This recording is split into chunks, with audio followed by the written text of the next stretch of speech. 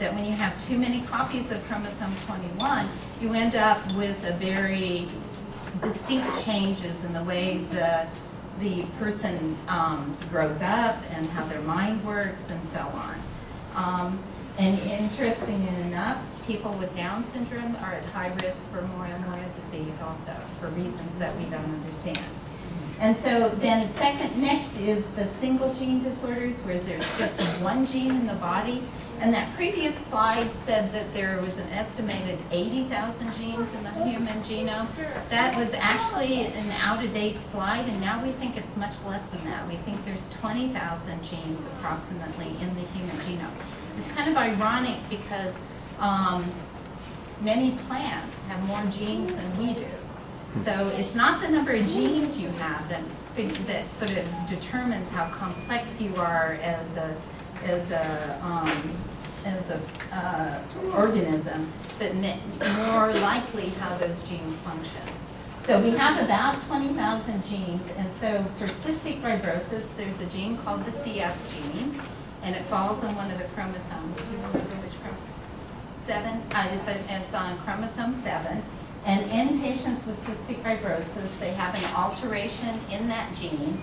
And that particular condition, both the gene for mom and dad are altered to cause cystic fibrosis in that child. So once again, it's nothing mom or dad did to cause those alterations, but when the child has alterations in both copies, they have cystic fibrosis, and they cannot avoid having cystic fibrosis because this has such a strong effect on how they are, their body functions. But it's just a change in one gene out of 20,000 genes, okay?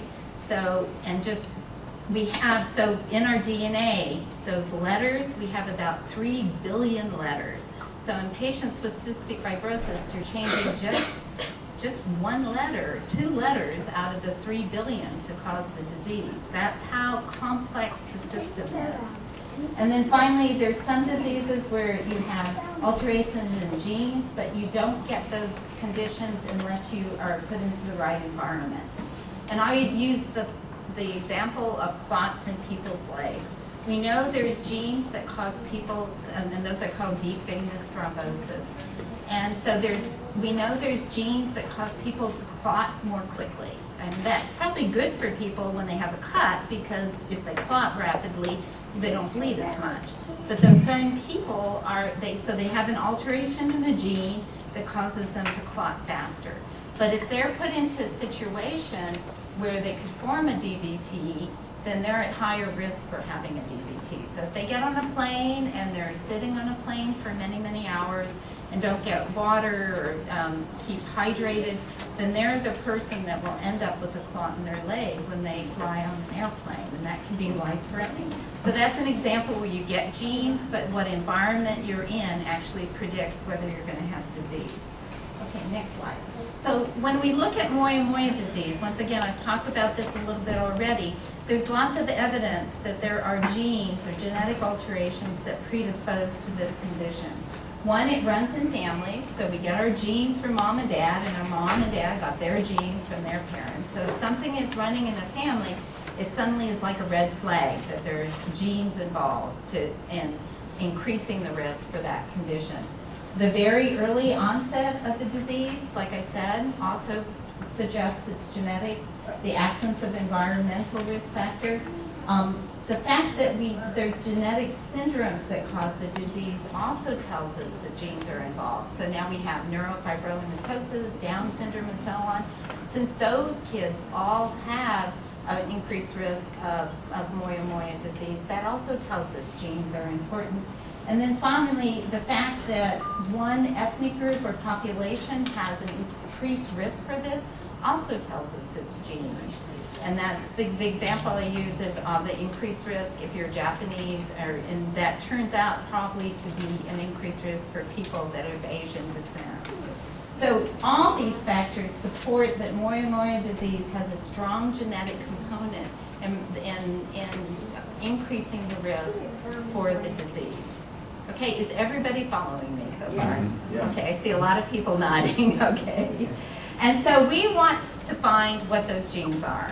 And And the reason is because if we know who's at increased risk, then we can start watching people and imaging them and do the surgery or other treatments before they have the strokes.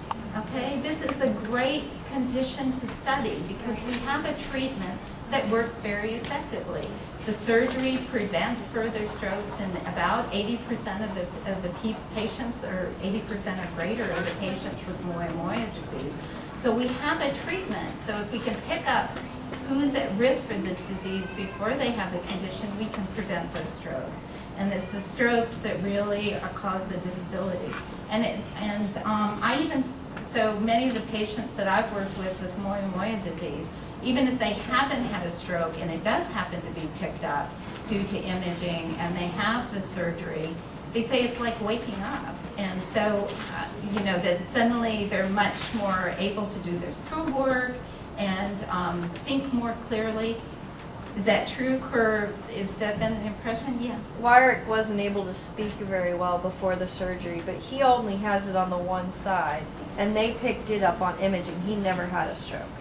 And He's speak perfectly fine? normal now. Yeah, so that's what we want to do, that we want to get it before there's even symptoms, so that we can go ahead and do the surgery and hopefully prevent the strokes. But also, I think you can improve the cognition, or the ability of people to think and talk and so on if you just increase the blood flow to the brain. The blood contains oxygen and nutrients for the brain to function, and so you have to make sure you get blood flow through the brain. Okay, so I'm going to talk first about what we know about the gene that's causing Moyamoya disease in Japan and other people of Asian ethnicity. So the Japanese have been working using their patients with Moyamoya disease, and they have a lot more patients than we have in the U.S., to try to understand why people in Japan are at such a high risk for the disease. So what they did was a study where they just looked throughout all these chromosomes, and 1 through 22, to look for changes that may cause the disease. So down here are just all the genetic markers they looked at across the chromosome, and here is a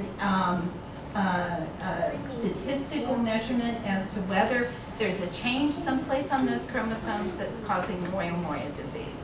And you can look right away, so as you go up with this number here, you're going up, you're finding variants that are associated with the disease and can predict who's affected. And you can see right away that right here, there's a genetic variant on this chromosome here that increases on chromosome 17 that they identify to increase the risk for Moyamoya disease in Japanese patients. And the genetic alteration they identified falls in a gene called RNF213, and is the gene, we use the code R4810K to indicate that change in the gene. So what they found in the Japanese was that if somebody inherited this variant genetic alteration in this gene, it greatly increased their risk for Moyamoya disease. So they found this in the Japanese, so then they looked at the Koreans, the Chinese, and so on, and what they found was that the same variant was there in other Asian populations and actually extended into the country of India and other countries surrounding India like Bangladesh and so on. So so what we call that is a founder effect, so humans came out of Africa and they migrated in different directions. And the migration that went through India and into China and Korea and up into Japan, that particular migration of humans had this alteration in this gene so that it was passed down in those populations from generations to generation and caused an increased risk for Moyamoya disease. So if you have this particular variant in this gene and you're Asian, your risk for Moyamoya disease goes up 300-fold, okay? So compared with the people in the population that don't have this variant. So, that's a really high risk. So your risk cancer with smoking is, I think, about a 10-fold increased risk. This is 300-fold. So this is highly predictive of who's going to get Moyamoya disease in Japan. So they can use this particular variant to start screening kids to see who's at risk for Moyamoya disease. And I'm sure they're on their way to doing that. So, next slide. So just to go through this, so we asked the question, if we take patients here in the U.S. with Moyamoya disease, and these are, do they have changes in the same gene? Do they have this arginine 4810K variant, or do they have other changes in the gene? And so we have, so we collected patients with Moyamoya disease. Maybe some of you or family members of yours participated in our study. And we collected samples actually a few years ago when the meeting was in San Antonio. And we took and sequenced through this gene. We only sequenced through part of it because it's a huge gene, but we sequenced through the regions of the gene that encode important functions in the protein. And what we found was in our patients with Moyamoya disease, 10% of them, 1 in 10, had an alteration in the gene, okay? And in the patients that we sequenced that were Asian or Indian, they had that variant that was found in Japan, the arginine, the R4810K variant, okay? Not too big of a surprise when you move from Asia to the U.S. You don't change your genes. You may change the language you speak, you may change the way you dress, but you can't change your genes. Okay, well, not your genes, DNA. So the Asian and Indian patients that we had collected had this particular genetic alteration. We found other changes in patients of European descent, people coming from, you know, England, Ireland, Italy, and so on. We classify, if your family came from one of those countries, we classify you as white or of European descent. So we found other alterations, but we didn't find the Japanese or the Asian alteration in people of European descent. So the next question is, did these alterations that we have identified cause Moyamoya disease to run in the families? So I'll show you some examples of where we are with that data. So here is that R4810K, which is a Japanese variant that we found in our patients that were Japanese, Korean, Indian, and we have one family from Bangladesh that also had this variant. So in these slides, and I'll be doing the same, using the same designations throughout my talk. This is a pedigree that shows a family structure. This squares are male, circles are females. A line between people means they're married, and then the line comes down and shows their children. So this couple is married, and they have 3 kids. Then we fill in the circles as far as who's affected in the family. And we use these pedigrees so we can look at a family, see the structure, see the way the disease is running in the family just very quickly. So in this case, all 3 of their daughters had Moyamoya disease. They were all diagnosed in their mid-40s, okay, with Moyamoya disease. And then here, people that carry the alteration, we actually outline the symbol in this yellowish mustard color. And then people that don't, we outline in green, okay? So right now, so this particular variant in the RNF213 gene, we found in all 3 of their daughters, and all 3 of their daughters have Moyamoya disease. Does that mean it came from the male side? Exactly. We're going to hire you as a geneticist. Exactly. So mom didn't carry the variant. So since all 3 kids had it, dad had to have had it, okay? And we don't know what dad died of, correct? And so, but he died fairly young, and so we worry about him also having Moyamoya disease that was undiagnosed and caused a stroke. So in this case, we're confirming what the Japanese found, that it's causing a predisposition for Moyamoya disease in patients of Japanese descent. So what about our patients that aren't Japanese? So here's a family here where we have this woman here died of Moyamoya disease, and then these two individuals had Moyamoya disease. You can see that their relationship is actually pretty distant. So these people are first cousins. And so this person is first cousins once removed. This is a first cousin twice removed, okay?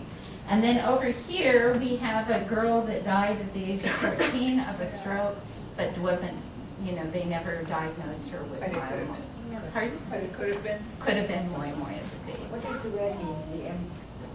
So the red means, so what we mark in these categories is actually other vascular diseases. Because we think that, and I'll talk about that in just a minute, we think that the Moyamoya disease genes may actually increase the risk for other vascular disease too. So this woman here died of a stroke caused by bleeding into the brain, and that is typically due to intracranial aneurysm, or an enlargement of the artery in the brain. This person had a stroke and had their first stroke at 65 and then went on to die of a stroke. This person has early onset coronary artery disease, and that usually shows up as a heart attack.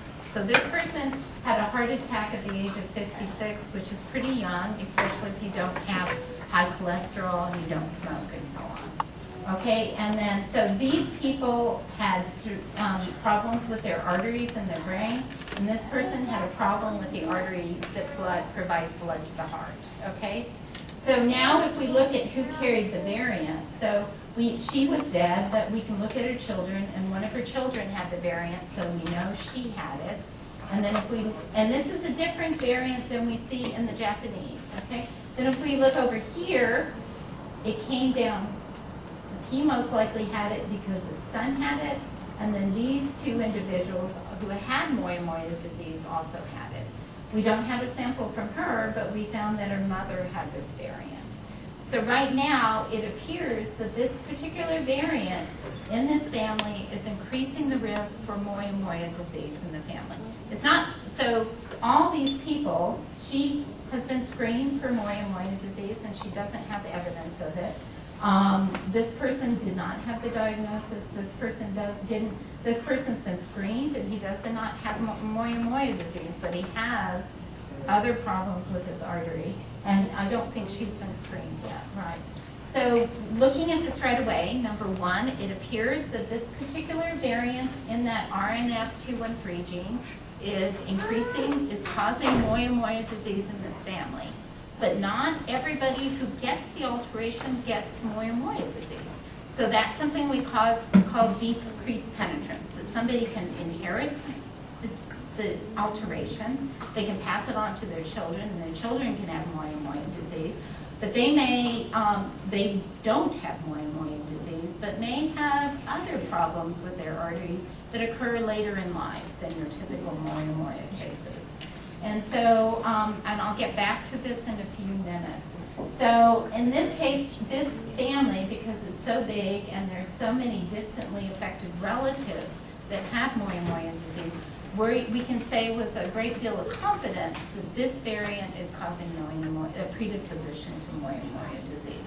So for people like this girl here, we said, go get imaging. Let's check and see if you have disease. She didn't, and we said, how about in like 3 to 5 years you go back and have it again? And just, for the next few years, let's just check your arteries and make sure you don't develop Moyamoya disease.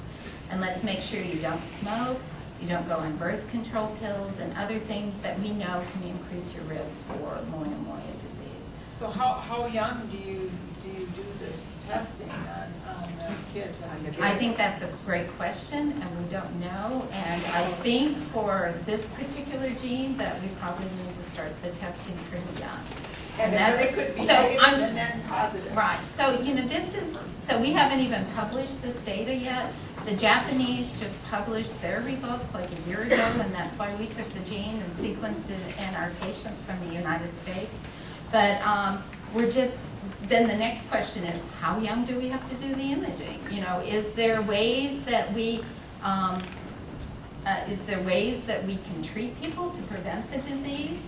If we do make sure that they don't get hypertensive and don't smoke, does that decrease their risk? So once we have genes, we can begin to answer those questions, because suddenly we can identify who's at risk for the disease. Whereas before, we could do these studies